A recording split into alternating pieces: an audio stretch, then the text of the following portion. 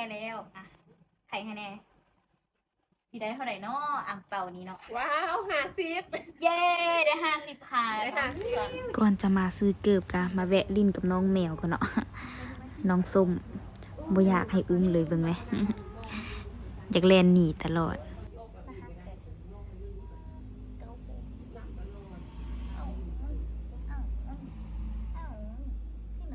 ติงมาทายแบบนี้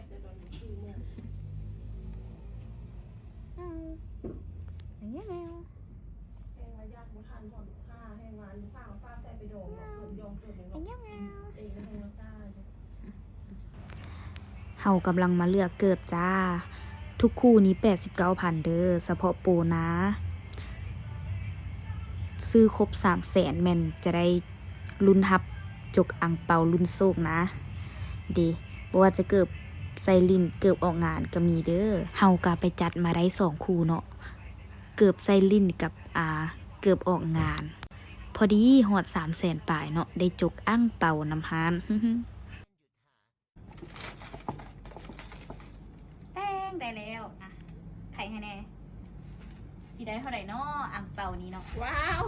50เย้ได้50,000 ได้50,000 ดีใจเด้มาซื้อเกิบได้เงิน50,000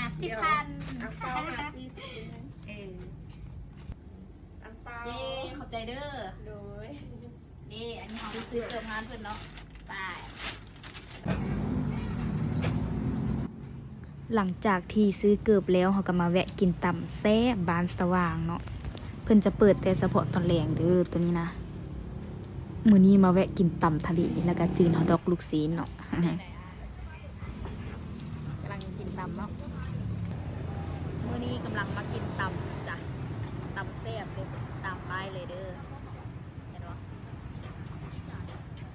กำลังนั่งทาอยู่ทาแป๊บนึงจะไม่มาเนาะค่ะว้าวมาแล้วเป็นยังไงหนูตาอร่อยไหมครับ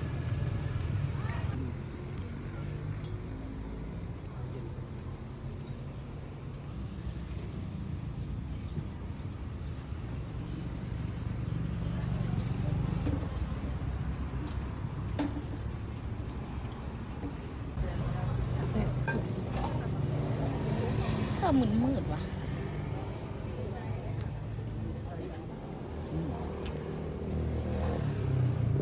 มีฝอยจ้า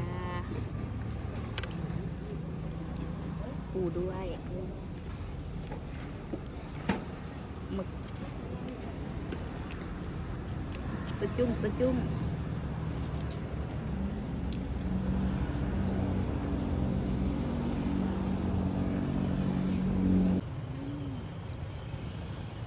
เป็นไงเผ็ดบ่ใช่ไหม